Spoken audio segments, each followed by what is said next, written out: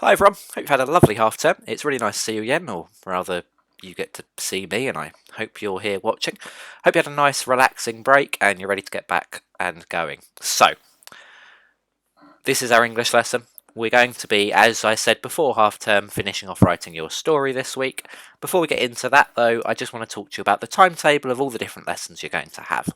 So, if we think about maths, well, maths is going to be your live lessons as normal. Codes have been sent out by parent mail and are also on Seesaw. They are on Monday, Tuesday, Wednesday and Thursday and are with your maths teachers like normal. We're going to cover a variety of topics, play a few games. Your maths teacher will explain more. For English this week, as I just said, you're going to be finishing off the writing of your story, and you can see on the slide now roughly what we're going to be doing each day. So by Wednesday, you'll be done. Thursday is just our editing and improving. Guided reading, I'll be uploading something each day for you. That will be on Seesaw. Foundation subjects, it is a new half term, so some of our foundation subjects do change. Spanish has been replaced by music, and that's going to be provided by a teacher that is much better than I am on the Oak Academy, because if I was teaching music, you thought my Spanish was bad. PSHE, computing, got a really nice unit for you, and then art. Okay, now all of those lessons are going to be on the Oak Academy with a variety of different teachers. I've looked at all of the lessons, they're really fun. Art will be drawing with Rob, which you've been doing and seem to have been enjoying. Okay. Now, Miss Whitby has decided that Screen Free Friday will be carrying on, so therefore the activities will be sent out by her for you to have a go at. Okay. If you have any questions about that, direct it towards Miss Whitby, because she is running it, her and Mrs. Jones. Right, moving on. So, today, by the end of today, you will have written the part of your story where one of your characters tells a ghost story about something that happened in your setting in the past. So this is like the flashback part. So in my story, this is where we get the story of the medicine woman. In The Curse of Cogston House, it's where we get the story of the two girls and one of them gets trapped in the clock. Why do we have that? Well, it then allows us to mention things later on in our setting that link back to it, and it makes it seem creepy. It's kind of forewarning what's going to happen to your characters. It may not be exactly the same, but it will certainly lead on to your climax, which is the main event of your story. Now, before you get started today, it's been a week since you've written your story.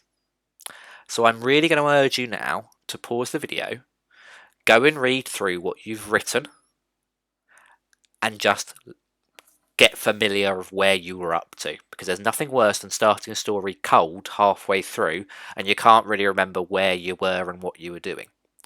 So, I'm going to pause the video. I suggest you do something called whisper reading. Now, my class will be familiar with this. What you do is, and I'm going to take my headphones off for a second and hope you can still hear me. Hopefully you can, because the microphone's still here.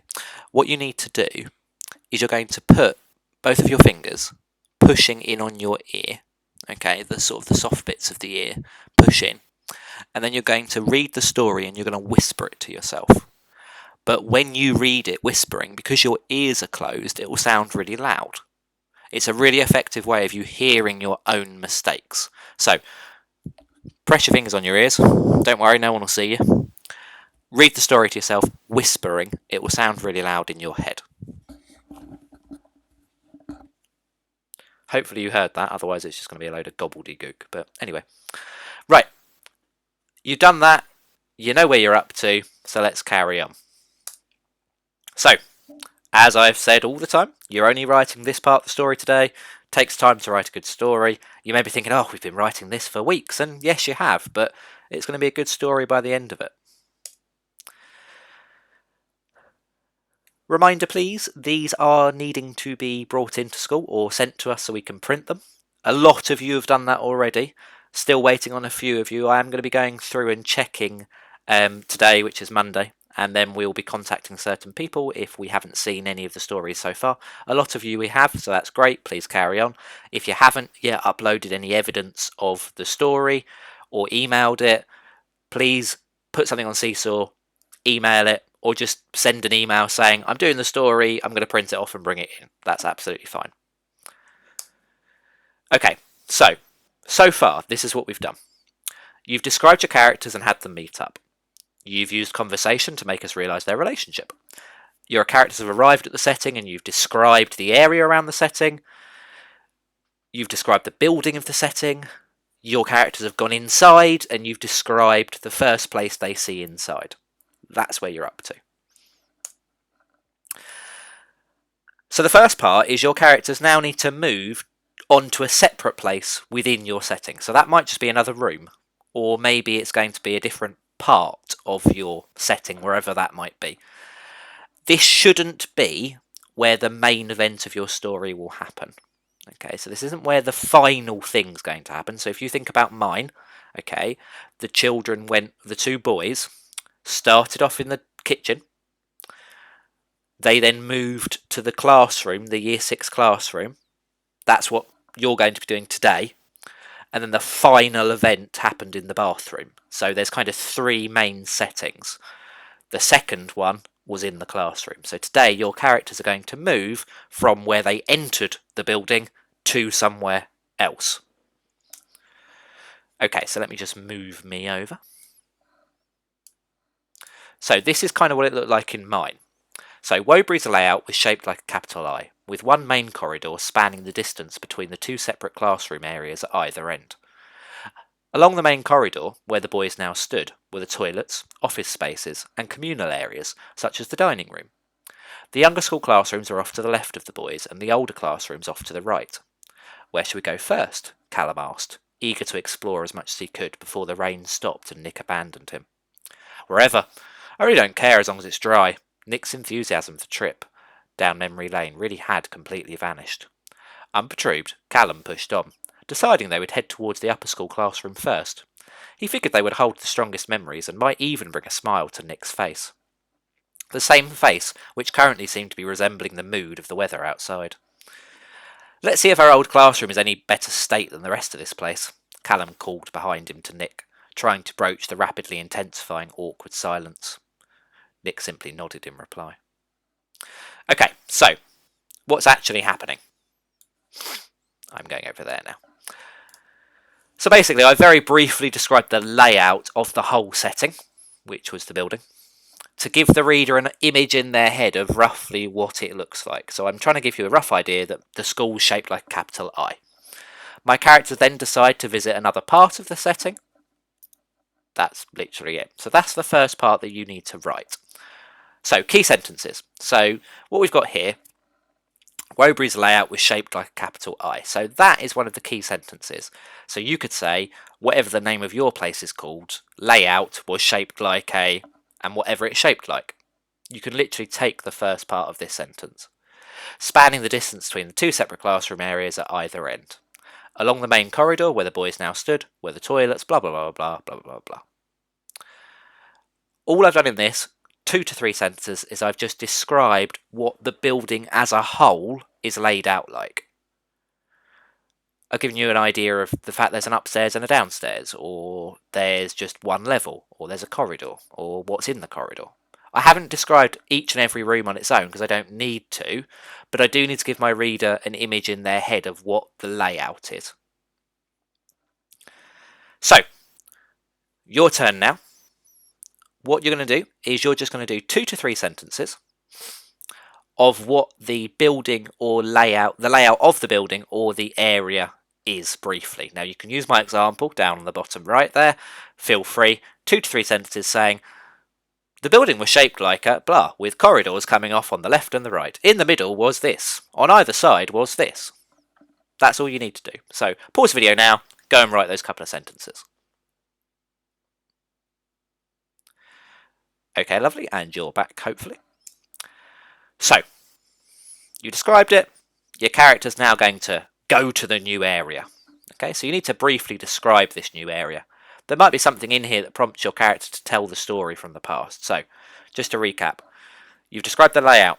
Your character's now going to decide to go to another part of it. My story, the characters went to the year 6 classroom. Your story, who knows where they'll go. That's entirely up to you. But this isn't where the main event happens. So, in my story, my characters arrive at the year 6 classroom, and I briefly describe it. Mr. Roderick, their Year 6 teacher, had always been keen on a tidy classroom. Not that he would actually do the cleaning, that was always the job of the class. Yeah, but he would turn this into a great story, though, Callum called back, moving over to the book corner area. Mr. Roderick was known for his love of telling stories. Okay, so if you look at the bottom bit there, the boys entered their old Year 6 classroom and were dismayed to find it in the same state as everything else. Okay? That bottom part there is the bit that's important, because I'm just briefly explaining the room that I've gone into. So these are the two bits you need to think about. The new area or room is briefly described. If we look here, that's at the bottom bit here. These are actually the wrong way round. I don't know why that's happened. This bit here should be up here. But anyway, so this bit, then that bit. So the first part here, the boys entered their old Year 6 classroom and were dismayed to find it in the same state as everything else. We know already what that means it looks like from what they've said earlier on in the story. Wandering over to the teacher's desk, Nick called out behind him, Mr. Roderick would have had a heart attack at this. Okay, so first bit what you need to decide is how you're going to briefly describe your new room. Don't describe every detail. Don't do that. I could hear this. I could see that. I could smell this. I could hear that. Blah, blah, blah, blah, blah. No one cares. I don't care. Who cares? No one cares. Brief description. You could say it was run down like everything else. It was very different to the other rooms, maybe. You don't need to, if you've already said that everywhere else was destroyed, you don't need to go into detail saying that this room was destroyed too. You can just say it was destroyed. You don't need to say every chair was overturned. You don't need to, because as soon as you say it was the same as every other room, I have that image in my head anyway. Then we mention a detail that kind of naturally leads on to you telling a story from the past. So in mine, I've mentioned their old teacher, Mr. Roderick, and how he loved to tell stories. That then naturally would lead into them telling a story that they remember, which is what happens. So you need to decide how you're going to describe the new area of the room, and then the detail you're going to give that leads into the character telling the story. Pause the video now, have a think about it. Okay, so your next part then, couple of sentences. In that, you need to, I'm going to go down here for a minute.